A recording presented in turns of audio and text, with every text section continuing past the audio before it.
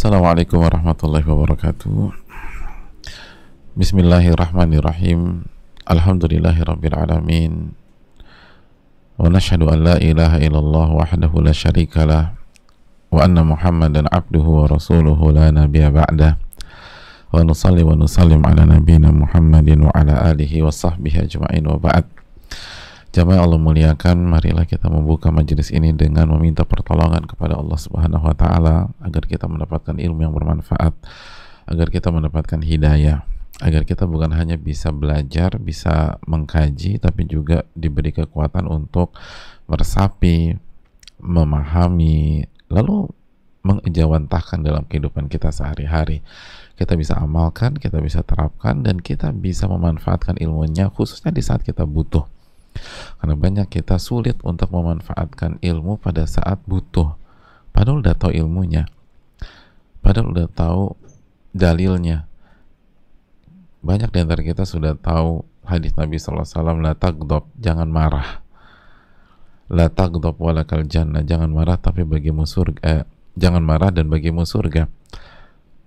Tapi siapa di antara kita yang bisa memanfaatkan hadis tersebut ketika terpancing dengan sikap istri, atau terpancing dengan sikap suami, terpancing dengan sikap anak? Kalau marah untuk mendidik itu nggak ada masalah. Kita marah ke anak kita untuk mendidik, kita marah kepada istri untuk mendidik.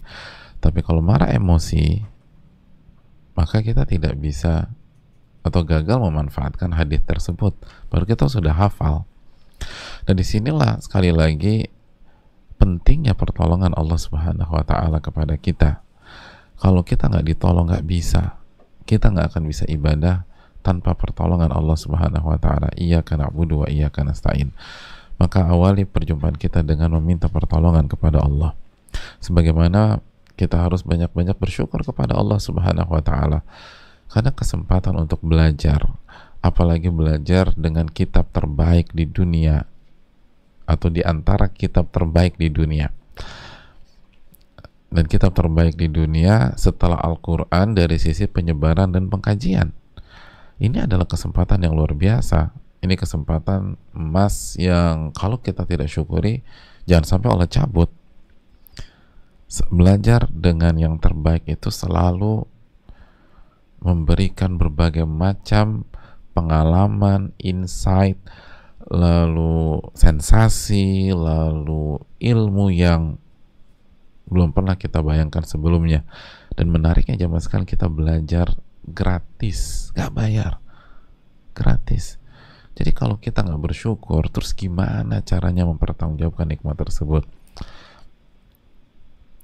Ada banyak orang bayar untuk belajar dengan yang terbaik, itu bayar.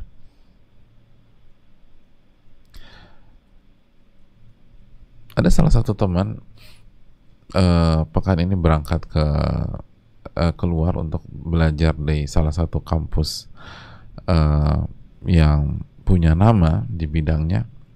Itu untuk 2 semester aja dia harus bayar 300 juta untuk 1 tahun.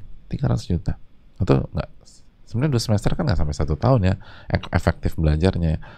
300 juta itu belum living cost, belum segala macam, hanya untuk bisa belajar aja. 300 juta 300 juta. Dan kita belajar Riyadhus Shalihin dari sebelum Ramadan ya, sebelum Ramadan. Ini udah 1 semester loh harusnya nih. Riyadhus Shalihin sudah 1 semester harusnya nih. Kita tinggal belum UAS aja. Dan gratis. Allah kasih gratis. Kita nggak harus bayar 150 juta. Gratis. Gratis. Lalu kita lupa bersyukur kepada Allah Subhanahu wa taala. Kita lupa bersyukur kepada Allah Jalla wa ala. Maka jangan heran kalau nikmat itu dicabut jika kita tidak bersyukur. La in syakartum la azidannakum wa la in kafartum inna adzabi lasyadid. Apabila kalian bersyukur, aku tambah nikmat tersebut. Namun kalian kufur nikmat, azabku sangat pedih. Azabku sangat pedih. Dan 1 semester ini jamaah sekalian, ini ilmu semua, ilmu semua,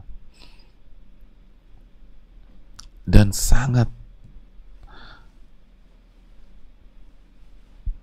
real, sangat aplikatif, khususnya di masa-masa seperti ini. Maka kalau kita tidak bersyukur, bagaimana kita bisa mempertahankan nikmat Allah ini, dan khawatir nikmat itu dibalik menjadi azab dan neraka dunia. Ini yang perlu kita camkan bersama-sama. Selanjutnya, salawat dan salam semoga senantiasa tercurahkan kepada junjungan kita Nabi kita Muhammadin sallallahu alaihi wasallam beserta para keluarga, para sahabat, dan orang-orang yang istiqomah berjalan di bawah naungan sunnah beliau sampai hari kiamat kelak. Jamaah yang Allah muliakan, kita akan masuk ke ayat yang ketiga. Insya Allah kita akan masuk ke ayat yang ketiga. Sebuah ayat yang dimasukkan oleh Al-Imam An-Nawawi secara matang, secara apik, secara tepat untuk disuguhkan kepada kita semua.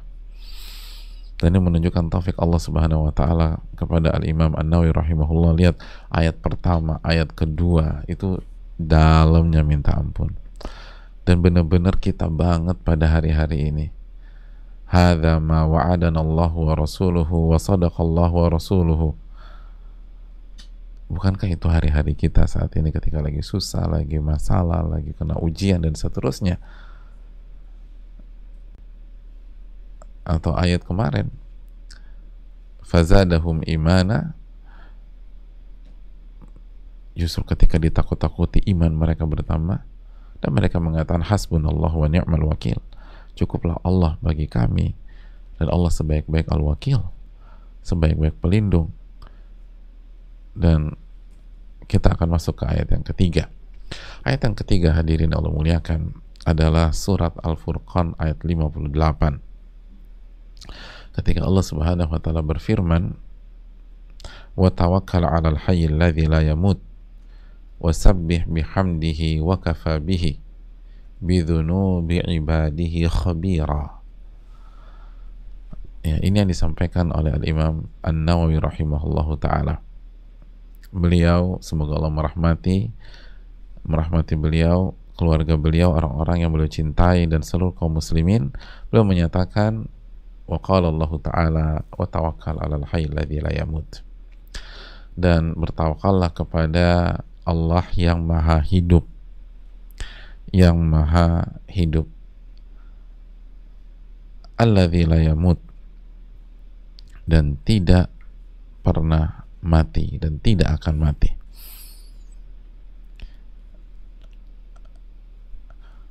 Wa kafa wasabbih bihamdihi, dan bertasbihlah dengan memujinya subhanahu wa ta'ala. Bertasbihlah dengan memujinya subhanahu wa ta'ala. Wa kafa bihi bidzunubi ibadihi khabira, dan cukuplah Allah maha mengetahui dosa-dosa hambanya, dosa-dosa hambanya. Hadirin Allah muliakan,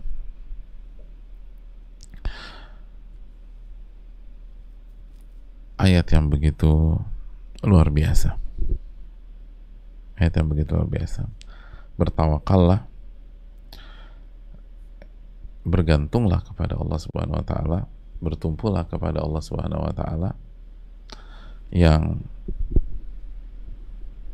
maha hidup, al-hayyu, yang maha hidup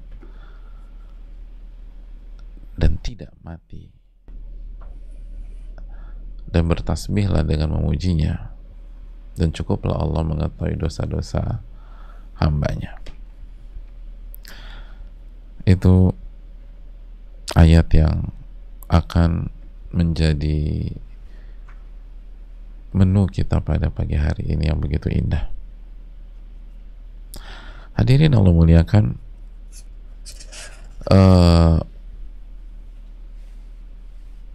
apabila dua ayat sebelumnya Imam Nawawi rahimahullahu taala menjelaskan tentang keyakinan,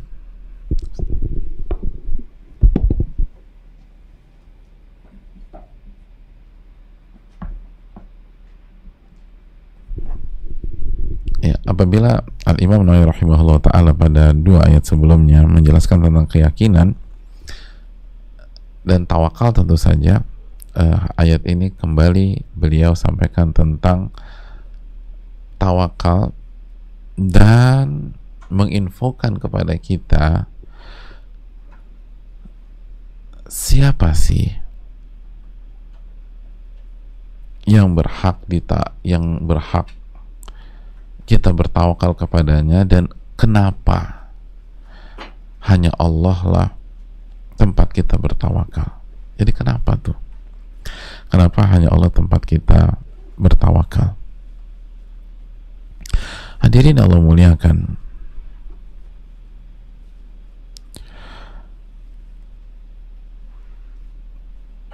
ayat ini secara tegas menjelaskan bahwa salah satu alasan mengapa kita harus bertawakal kepada Allah Subhanahu wa taala, karena Allah Subhanahu wa taala maha hidup.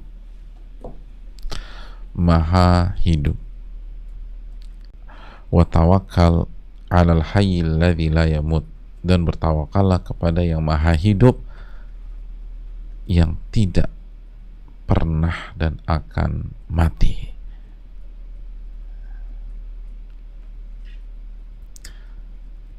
Yang maha hidup dan tidak pernah dan akan mati.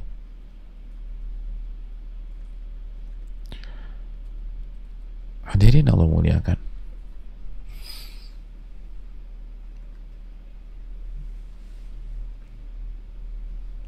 sebagian orang, terus kenapa Ustaz? Loh, ini pesan yang sangat tajam dan dalam, jamaah. Al-Hayyu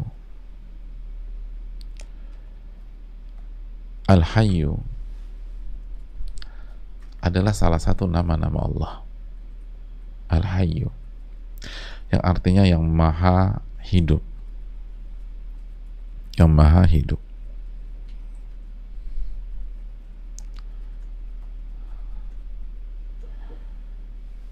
Hadirin Allah muliakan,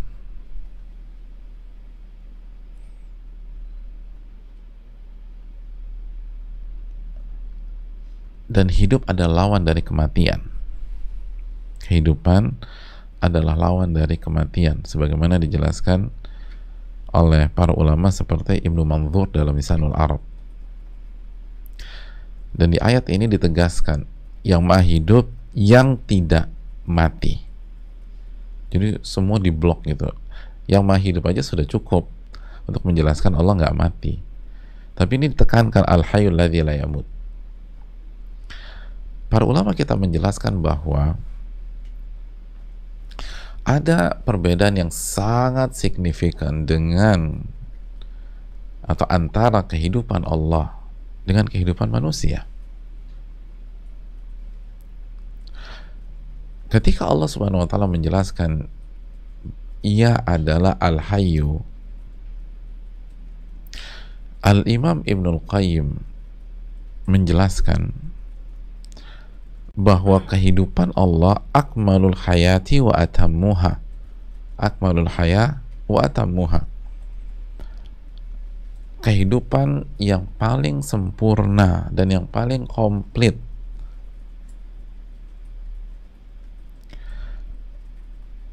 Wahya hayatun tastalzimu jami'a sifatil kamal.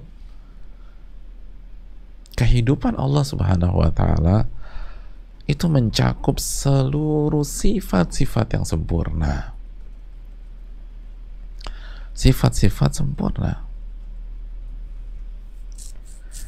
Wa tanfi abdadaha min jami'il wujuh. Dan sekaligus meniadakan semua kebalikannya kebalikan kesempurnaan maksudnya. Jadi kebalikan sifat sempurna dari seluruh sisi, jamaah. Jadi ini mengandung seluruh sifat sempurna dan di waktu yang sama meniadakan segala lawan dari sifat sempurna.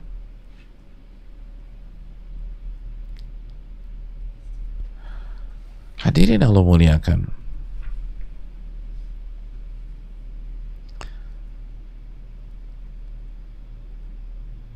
Makanya beliau juga menjelaskan wa kullu man kanat hayatuhu akmal min ghairihi kana fi'luhu aqwa wa akmal. Dan setiap pihak yang kehidupannya sempurna atau lebih sempurna dari pihak lain, maka otomatis perbuatannya lebih kuat dan lebih sempurna lagi. Hadirin Allah muliakan, adapun manusia, nggak ada di antara kita yang punya kehidupan sempurna. Nggak ada. Kita hidup, tapi hidup kita nggak sempurna.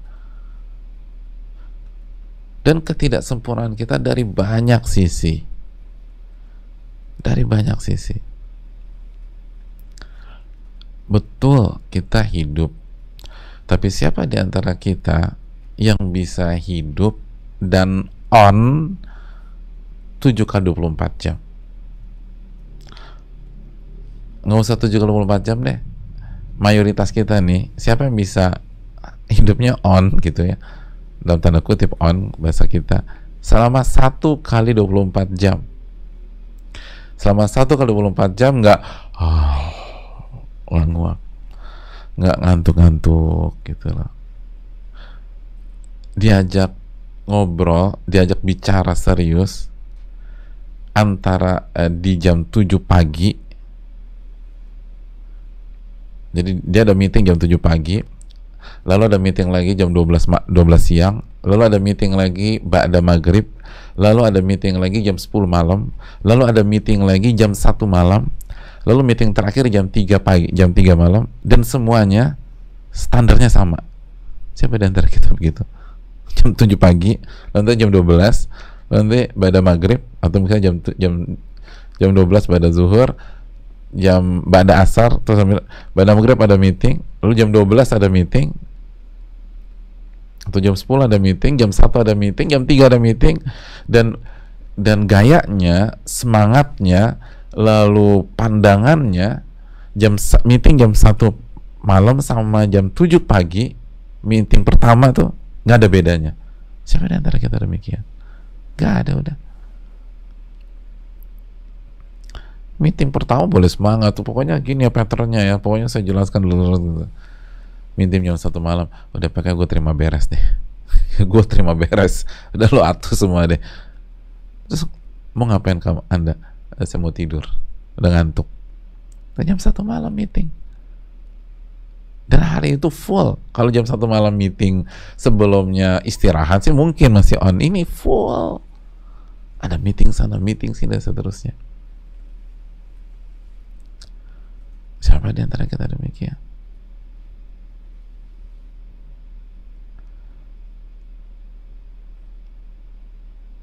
Nggak ada.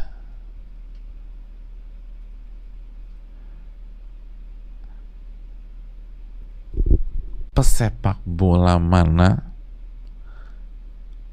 yang schedule pertandingan bolanya sehari 3 kali? Bola cuma 90 menit loh, kita punya 24 jam. Jadi pertandingan pertama pagi, pertandingan kedua siang, pertandingan ketiga jam 8 malam. Siapa nih yang paling kuat gitu loh, yang inisialnya R deh katanya, itu fisik yang paling jago tuh dia, yang paling fit dia, coba main 3 kali dalam sehari kalau nggak berantakan.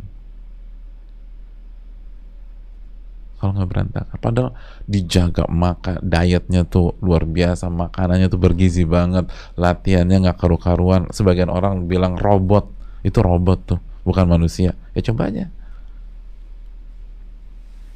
wong pelatih papan atas dunia dikasih schedule istirahat cuman sehari aja pada protes. Ini nggak benar nih, istirahatnya cuma sehari, pemain saya kecapean. Nah itu pemain kecapean itu menunjukkan kita nggak punya kehidupan yang sempurna. Kita capek, kita lelah, kita ngantuk. Allah nggak ada sama sekali. Makanya ayat yang paling luar biasa dalam Al-Quran, ayat kursi, salah satu pesan yang Allah berikan kepada kita di ayat terbaik di dalam Al-Quran apa? La ta'khudhuhu sinatu wala naum. Apa artinya la ta'khudhuhu sinatu wala naum? La ta'khudhuhu sinah, Allah yang tidak pernah terserang rasa ngantuk, wala naum, dan nggak pernah tidur, nggak pernah ngantuk, nggak pernah tidur. La ta'khudhuhu sinatu wala naum, nggak pernah ngantuk dan nggak pernah tidur.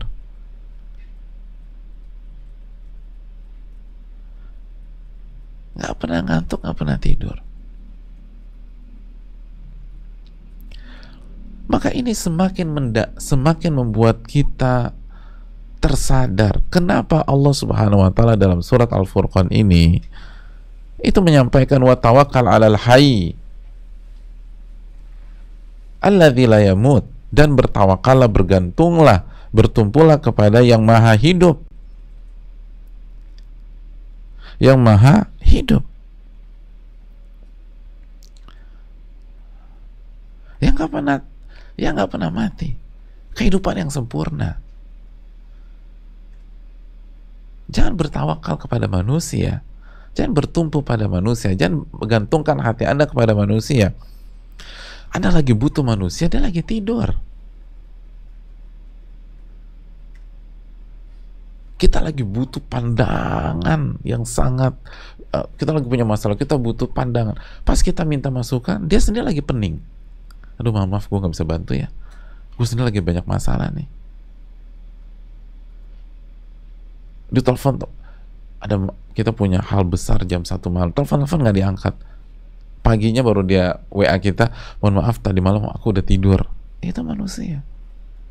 Manusia tuh begitu. Kita janji meeting jam 9 malam karena penting. Pas ngeliat, udah kita cancel aja. Besok pagi, kok di cancel?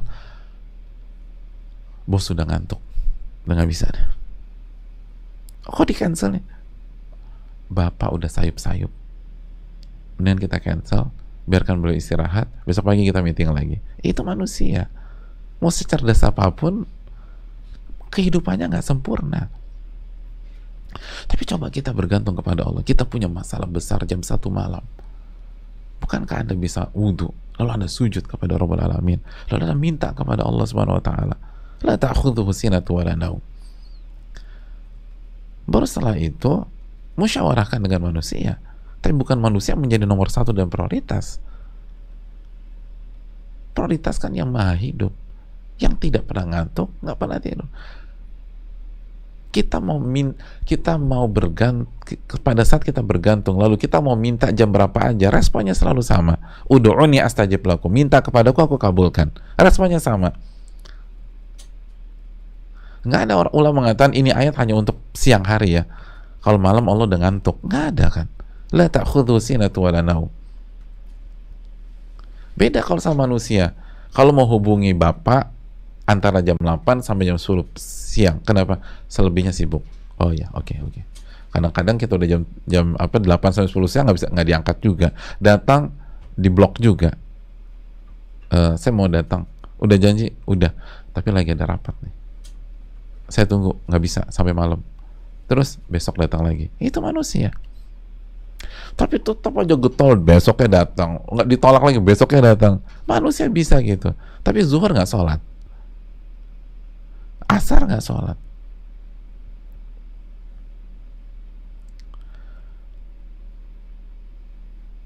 Pak, mohon maaf saya lagi mau menawarkan produk baru kami. Saya nggak ada waktu. Gimana kalau saya datang ke tempat Bapak? Oh nggak bisa. Besok gimana Pak? Bisa tuh, ngejar tuh kalau manusia.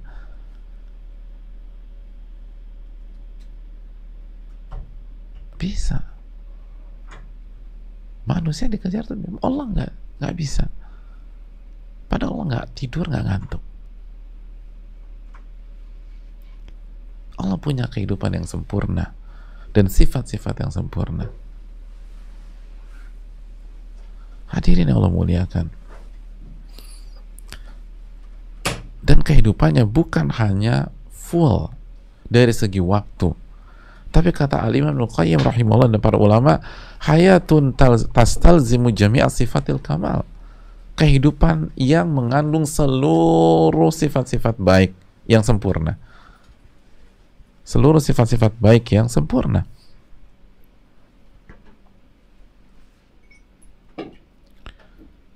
Seluruh sifat-sifat baik yang sempurna.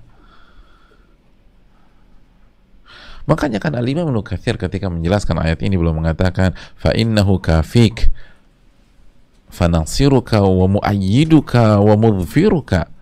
Allah Subhanahu wa taala itu akan mencukupkan kamu, akan menolong kamu, akan mensupport kamu, dan akan memenangkan kamu. Jadi bertawakallah kepada Allah yang Maha Hidup,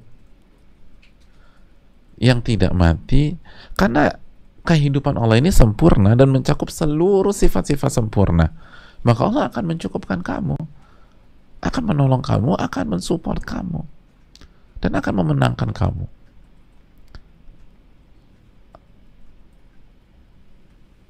Kan begitu jamaah sekalian.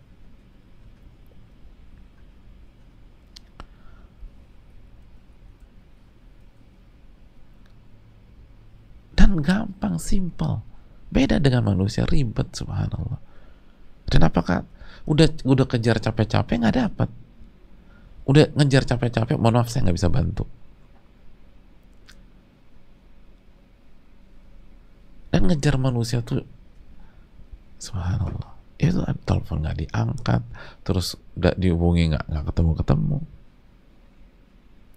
Kadang-kadang kita harus ngikutin hobinya. Ternyata hari-hari ini dia lagi hobi sepeda, kita harus ikut sosok jadi anak sepeda, gitu, hanya untuk ngikutin dia aja, gitu.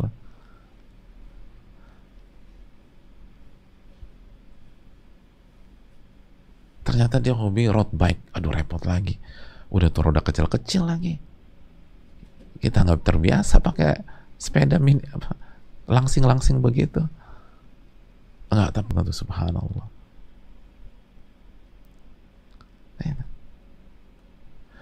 Bulan depannya udah nggak suka sepeda, sukanya golf. Belilah stick golf biar bisa main golf sama beliau. Aku udah ngincer, subhanallah. Akhirnya mulai lagi latihan. Bulan depannya udah nggak suka golf, sukanya basket, jadi anak basket. Masya Allah, beli Air Jordan lah segala macam. Udah hidupnya begitu, hidupnya demikian.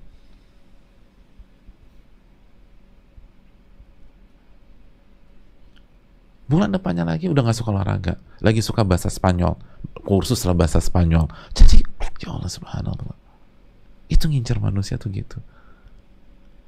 Adapun Allah, Anda tinggal bangun sepertiga malam terakhir, jaga sholat, nangislah sama Allah, ya Rabbi Rabbi. Anda nggak dilecehkan, Anda nggak dikesetin sebagai manusia, Anda kejar dia, dikesetin sama dia. Subhanallah. Terus saja nggak semua, tapi sebagian.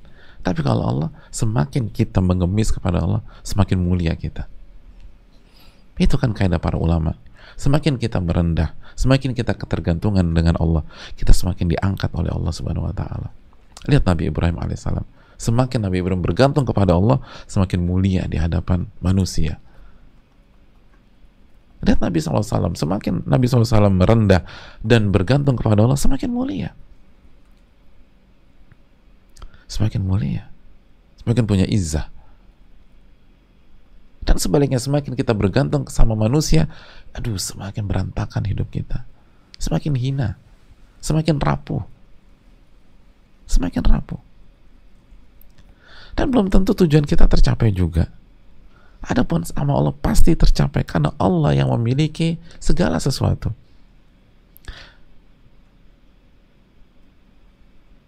Makanya kata Imam Nu'aim bin Hammad,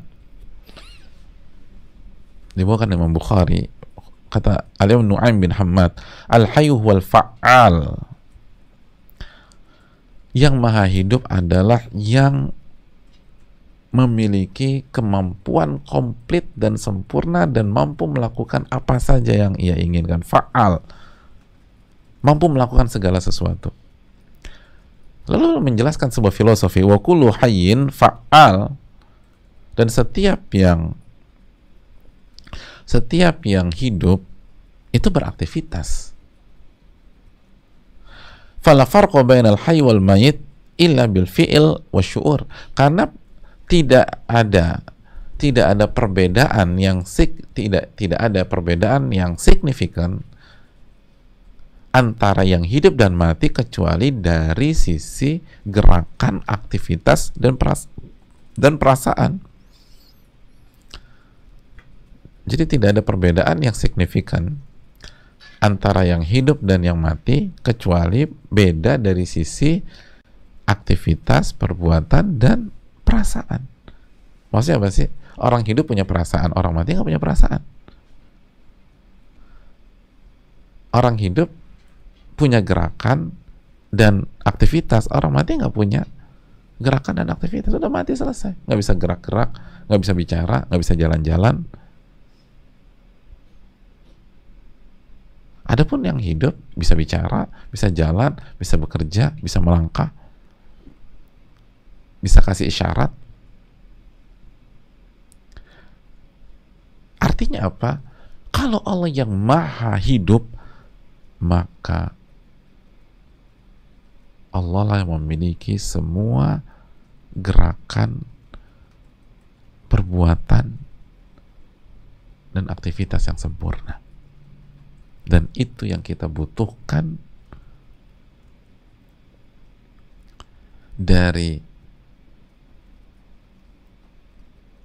pihak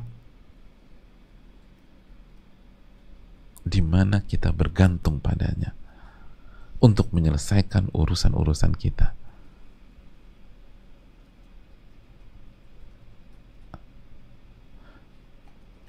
Karena semuanya bisa. Fa'al, semua bisa.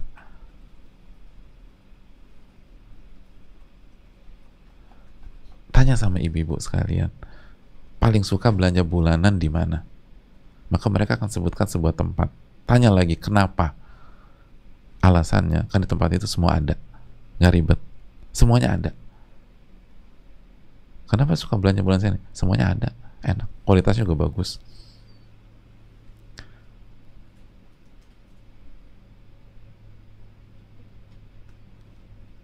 Itu yang dikatakan Ibnu Qayyim. Semakin kehidupan itu sempurna, maka semakin komplit perbuatan-perbuatan baik, semakin komplit kemampuan-kemampuan kebaikan. Lalu bagaimana dengan Al-Hayyu yang maha hidup? Maka perbuatannya, maka semua perbuatan Allah itu sempurna dan komplit. Itu yang dikatakan Al-Imam Ibnu Katsir, mau apa aja bisa. Makanya Allah akan tolong Anda. Allah yang akan tolong Anda. Allah yang akan support Anda. Dan Allah punya seluruh kemampuan untuk mensupport kita. Allah yang akan memenangkan Anda. Karena Allah punya semua instrumen dan environment untuk memenangkan kita. Tapi kemana pihak yang bertawakal kepada Allah?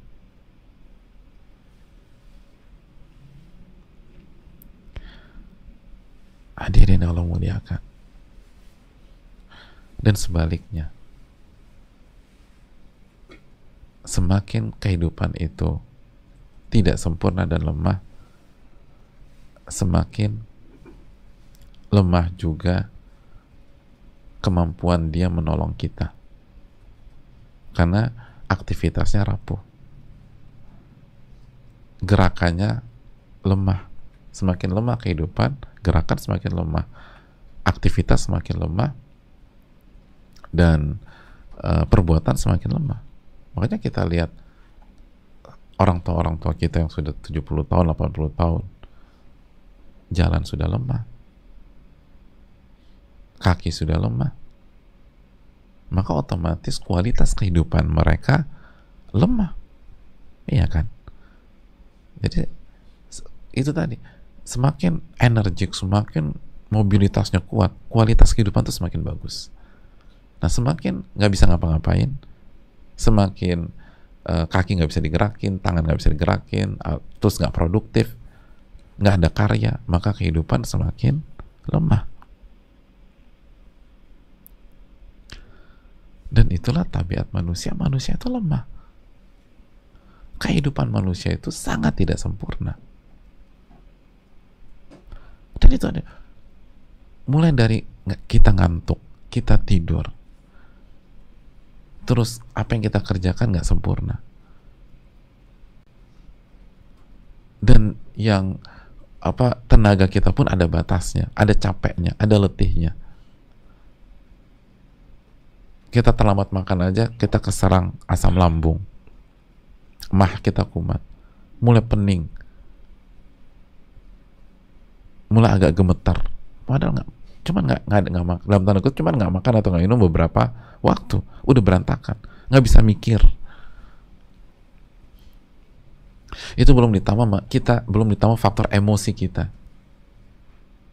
Itu semakin membuat kehidupan kita tuh lemah. Belum lagi kalau wanita ada PMS, ada haid, ada faktor hormonal. Dan itu yang dikeluhkan. Itu yang dikeluhkan istri kita, dikeluhkan kakak perempuan kita, dikeluhkan wanita-wanita. Aduh, susah banget ya on track gitu, bersikap matang dan sebagainya kalau udah PMS, kalau udah hormonal dan lain sebagainya. Itu gimana ya Ustadz ya? Itu menunjukkan kehidupan nggak sempurna. Belum temperamen, emosi, trauma, dan sifat-sifat lemah yang lain. Hadirin Allah muliakan. Lalu bayangkan jika kita bertawakal, bertumpu, dan hati ini bergantung kepada makhluk yang seperti itu, gimana nggak berantakan? Makhluk yang kehidupannya jauh dari kata sempurna, manusia.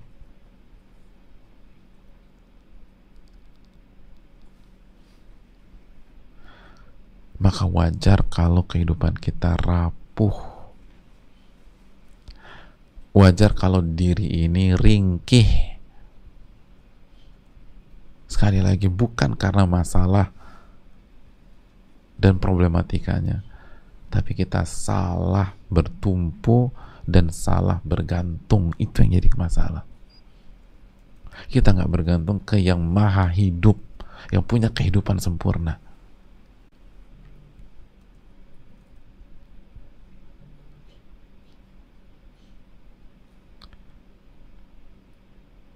Tapi kita bertumpu dan bergantung sama makhluk. Kita lemah, kita bergantung sama yang lemah. Ya wajar hasilnya rapuh dan ringkih. Kan manusia itu wa khuliqal insanu dha'ifa, dalam surat An-Nisa 28. Manusia itu diciptakan dalam kondisi lemah, kehidupannya kehidupan yang lemah. Lalu kita bergantung sama dia. Hasilnya adalah keringkihan dan kerapuhan.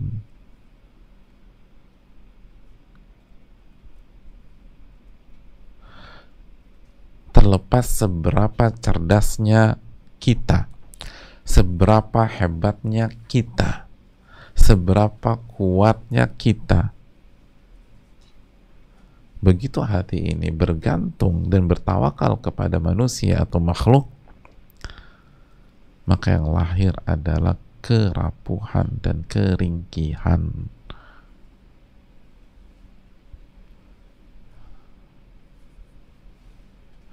Disinilah sebab dan kunci jawaban mengapa jemaah banyak orang-orang sukses dan nama-nama besar di bidang dunia mereka masing-masing itu hancur begitu orang yang dicintainya meninggal dunia. Dan gak jarang dari mereka bunuh diri. Ada yang bunuh diri karena istrinya wafat. Ada yang bunuh diri karena anaknya meninggal. Ada yang bunuh diri karena ibunya meninggal.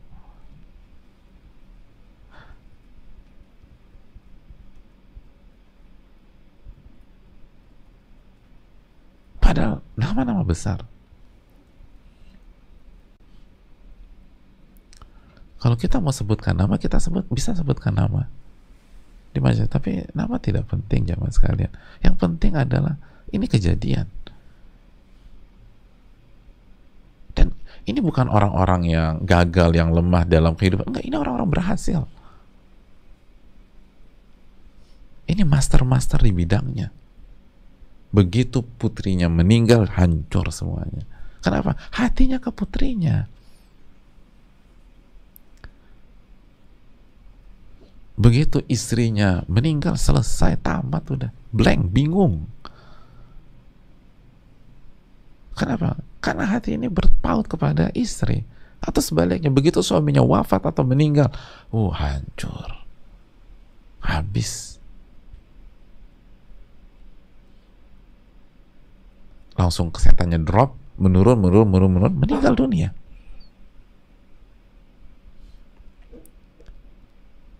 Begitu ayah atau ibunya meninggal, selesai, tamat, udah.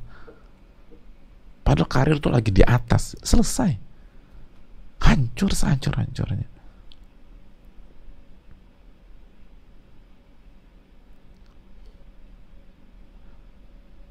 Itu contoh yang meninggal.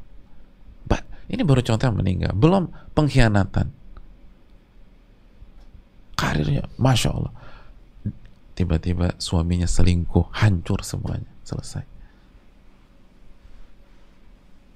Suaminya selingkuh, udah hampir, selesai. Udah isi kehidupan itu mimpi buruk.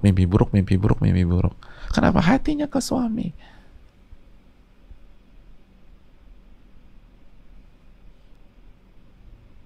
Hatinya ke suami. Atau anaknya ternyata bandel, ngedrugs dan seterusnya, hancur, selesai. Karena ke anak hatinya bertumpu.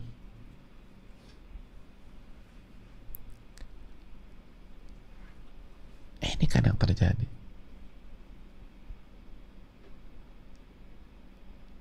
Ada sebanyak orang tuh berharap anaknya yang jadi. Anaknya harus jadi suksesor dia. Anaknya harus melanjutkan bisnis dia. Atau sebagian orang tua berharap anaknya berhasil mengangkat kondisi finansial keluarga dari lembah kemiskinan. Karena anaknya pinter banget, cerdas banget, lalu dapat beasiswa, misalnya ke kampus-kampus yang Ivy League, terus udah dilamar sama perusahaan-perusahaan besar di luar. Pokoknya harapannya besar. Tiba-tiba anaknya main futsal, serangan jantung, meninggal. Itu hancur jamaah. Meninggal. Karena anak bertumpu sama dia.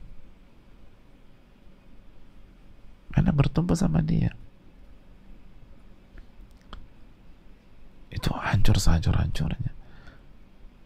Maka siap-siap kecewa. Dan bukan hanya kecewa, hancur. Baik, karena kehidupan manusia itu nggak sempurna. Kehidupan manusia itu pasti akan di-cut dengan kematian. Kalau kita bertumpu sama orang, terus kalau dia meninggal gimana? Selesai semuanya. Atau pengkhianatan.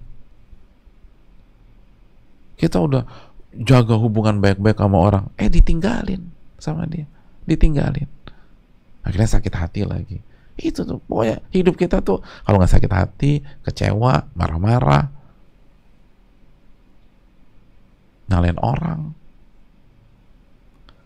kita udah mengabdi di apa di sama teman kita, tiba-tiba pandemi ini disingkirkan kita karena ada investor yang lebih bagus atau karena ada orang yang bisa lebih meyakinkan, ditinggalin. Udah pandemi ditinggalin pula. Kenapa? Karena kita bergantung sama itu. Jangan ke sana.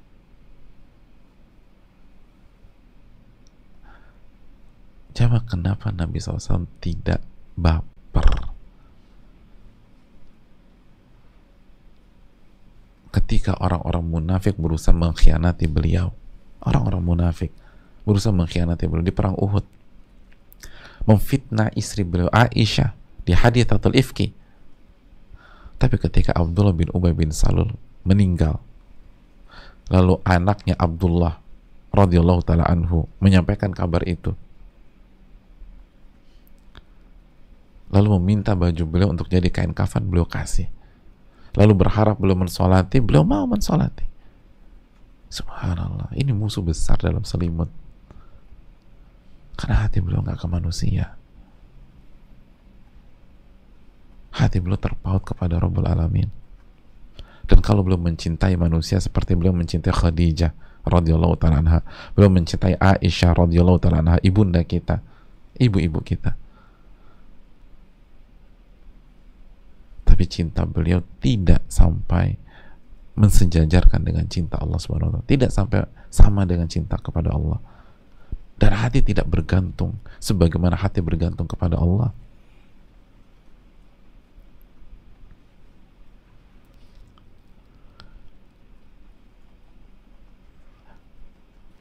Bergantung kepada manusia sangat-sangat tidak aman dan sudah pasti mengecewakan dan ringkih. Jadi dari satu sisi ringkih dan rapuh karena yang lemah bertumpu dengan yang lemah. Itu kan kaidah. Kenapa kita harus bertawakal kepada Al-Hayy yang maha hidup dan punya kehidupan yang sempurna? Karena bertumpu dengan manusia itu sama saja bertumpu dengan pihak yang punya kehidupan yang sangat tidak sempurna. Maka ini artinya yang lemah bertumpu dengan yang lemah, yang ringkih bertumpu dengan yang ringkih, yang rapuh bertumpu pada yang rapuh. Hasilnya ya rapuh. Udah rapuh, ringkih, yang kedua pasti akan terputus dengan kematian atau sakit yang semi meninggal. Contohnya apa? Stroke. Kita bertumpu dengan orang, tiba-tiba dia pecah pembuluh darah, stroke, dan terlambat ditindakan.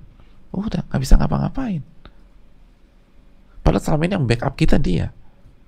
Semua orang nggak suka sama kita, tapi karena kita dekat sama bos kita, akhirnya aman. Tiba-tiba bos kita pecah pembuluh darah, stroke, nggak meninggal, tapi udah nggak bisa ngapa-ngapain. Selesai, tamat riwayat kita, disingkirin. Dan kita rapuh karena selama ini bergantung sama manusia. Belum lagi tadi pengkhianatan manusia. Manusia itu zoluman jahula, Al-Azab ayat 72 kan. Zolum. Ini manusia itu setelannya udah zolimnya minta ampun, kecuali yang dirahmati oleh Allah. Lalu kita bertawakal sama sosok yang seperti itu, ya repot. Makanya lihat Nabi SAW ketika di perjanjian Hudaybiyah, salah satu butirnya apa? Salah satu poin perjanjiannya, barang siapa yang murtad dari umat Islam di Madinah lalu pergi ke Mekah atau keluar dari Nabi SAW pergi ke Mekah, maka orang Mekah boleh menerima mereka, tapi tidak sebaliknya. Sebagian para sahabat mengatakan, ya rugi, masa ini merugikan kita, tapi Nabi tetap tidak bergeming, nggak masalah. Salah satu hikmahnya, orang mau kabur dari kita nggak ada masalah. Wong kita tidak bergantung sama dia. Dan buat apa nyimpan pengkhianat? Kan dia kabur. Udah, orang kayak gitu kan nggak bermutu. Oh dia keluar. Buat apa pertahankan orang kayak begitu? Ya sudah, kalau kabur, kabur aja. Kita juga hati kita nggak bergantung sama si A, hati kita nggak bergantung sama si B, hati kita nggak bergantung sama si C.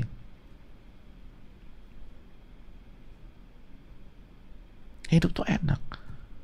Kan ada Rabbul Alamin. Kan ada Al-Hayy yang nggak pernah wafat dan nggak pernah mati. Al-Hayyul ladzi la yamut. Al-Hayyul ladzi la yamut. Yang maha hidup dan tidak pernah mati dan tidak akan mati.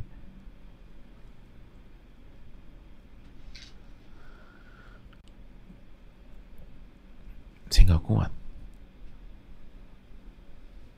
Kan pede kita. Kita yakin zat yang kita tumpui dan kita bergantung padanya gak pernah hilang, bahkan gak pernah tidur. 7x24 jam selalu melihat kita, mengamati kita, menjaga kita, siap mendengarkan cerita-cerita kita kalau kita mengeluh dan mengadu kepadanya, siap mendengar permintaan dan doa-doa kita setiap kita meminta ya Rabbi, ya Rabbi, siap menerima sujud kita dan bermunajat kepada kita pada saat kita sholat. Itu kurang kuat apa mental seorang muslim kalau benar-benar punya keyakinan seperti itu.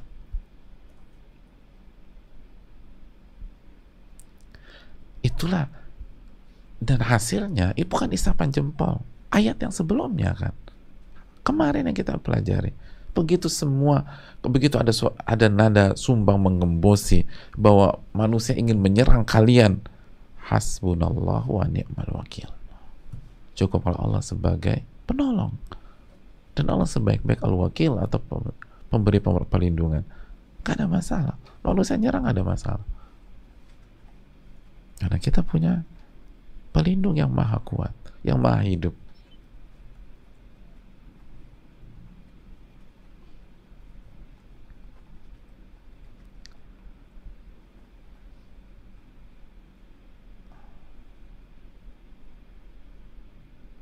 Itu yang perlu kita camkan.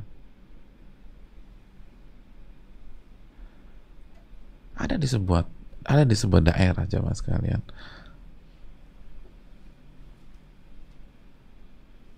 itu ada seseorang yang nggak berani disentuh oleh pihak lain. Kenapa? Karena ayahnya sangat ditakuti. Ayahnya sangat ditakuti di lingkungan tersebut, di daerah itu. Maka anaknya mau buat apa aja, nggak ada yang berani sentuh. Nah, anaknya kepedean, sok segala macam. Sampai pada titik ayahnya masuk penjara. Begitu ayahnya masuk penjara, oh selesai nih anaknya, Mbak. Ayahnya nggak bisa masuk penjara. Dan akhirnya anaknya dibunuh sama orang. Karena selama ini mengandalkan sosok ayah, akhirnya suka-suka ngezolimin A, ngezolimin B, C. Yang dizolimin nggak berani karena ada bapaknya.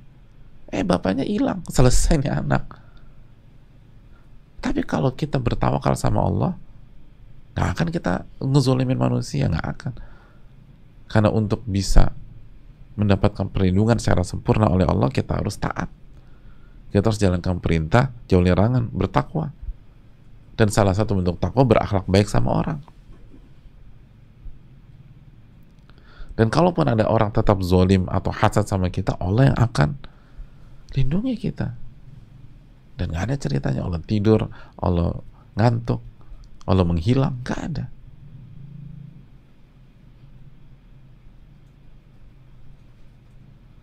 Wa tawakkal 'alal hayyil ladzi la yamut.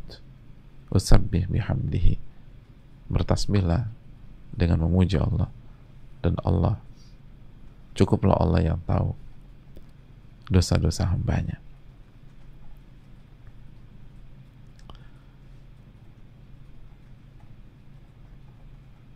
Ini juga sekaligus membuat kita jangan cari ridho manusia. nggak ada gunanya. Allah maha tahu dosa-dosa kita. Arah kalau kita bergantung sama manusia atau cari ridho manusia, seringkali kita itu jadi orang yang dua muka, jemaah. Depan baik, belakang nggak bagus. Kan yang penting baik di hadapan pihak yang kita sedang incar, pihak di mana kita bergantung. Wa kafa bihi bidzunubi ibadihi khabira. Dan cukuplah Allah mengetahui dosa-dosa hambanya. Manusia nggak tahu dosa kita, Allah tahu, jemaah.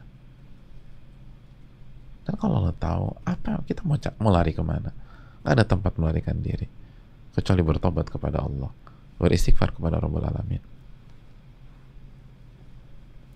Semua orang di lingkungan kita menganggap kita baik, tapi kalau Allah tahu dosa-dosa kita, apa susahnya Allah menghancurkan semuanya,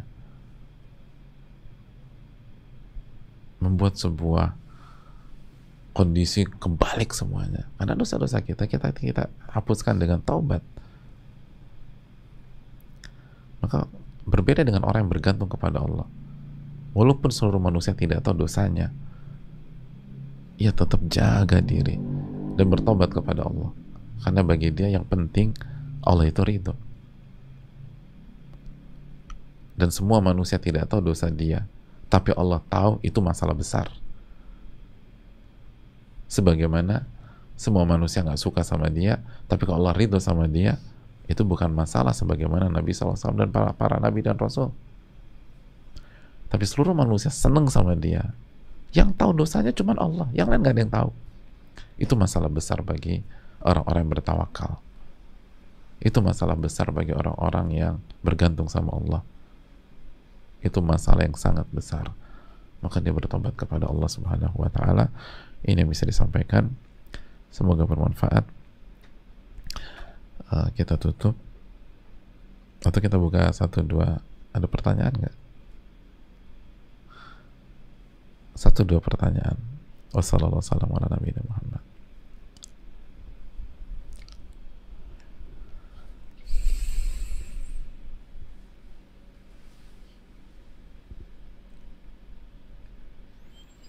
Assalamualaikum warahmatullahi wabarakatuh. Waalaikumsalam warahmatullahi wabarakatuh. Semoga Ustadz beserta keluarga dan tim serta seluruh umat Islam selalu dirahmati oleh Allah Subhanahu wa Ta'ala. Amin ya rabbal alamin.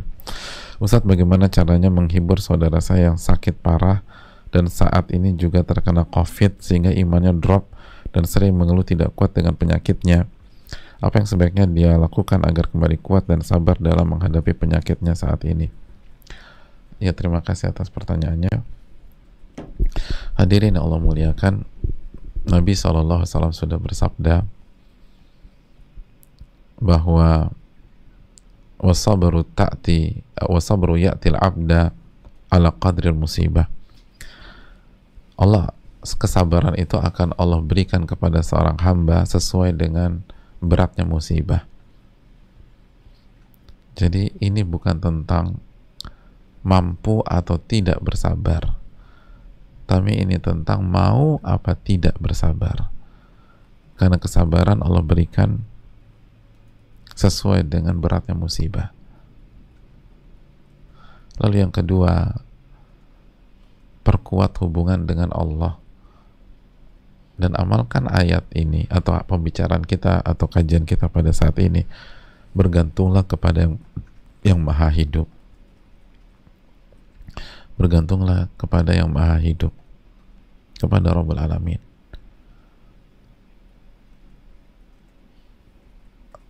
Karena itu kekuatan. Dan yakinlah bahwa inti dari hidup ini adalah mencari ridho Allah Subhanahu wa Ta'ala, bukan sakit atau sehat. Dan kalau kita sudah yakin bahwa pencarian dalam hidup adalah mencari ridho Allah, maka Allah ridho dengan orang yang bersabar ketika diberikan musibah. Ajaban li amril mu'min, menakjubkan perkara seorang mukmin, semua perkaranya baik dan terbaik. In asabathu sara'u syakar fakana khairan lah. Apabila diberikan kesulitan lalu dia bersabar, maka itu yang, jika diberikan kelapangan, kenyamanan, dia bersyukur, itu yang terbaik untuk dia. Wa in asabathu dharra'u sabar fakana khairan lah. Dan apabila diberikan kesulitan, sakit, lalu dia bersabar, itu yang baik dan terbaik buat dia. Dan ingatlah selalu sabda Nabi SAW, Innallaha idza ahabba qauman ibtalahum. Allah itu kalau sayang kepada sebuah kaum, maka Allah akan uji kaum tersebut. Jangan sampai kita gagal paham ini adalah bentuk kasih sayang Allah kepada kita, tapi justru kita salah paham lalu marah sama Allah. Itu bahaya. Allah sayang sama kita lalu kita marah karena kasih sayang Allah. Dan terakhir, ingatlah hakikat kehidupan. Ingatlah hakikat kehidupan yang intinya adalah ujian. Intinya adalah ujian. Allah Ta'ala misal, dan banyak doa. Dan kita juga doain beliau tersebut. Dan dikawal jemaah sekalian. Dikawal.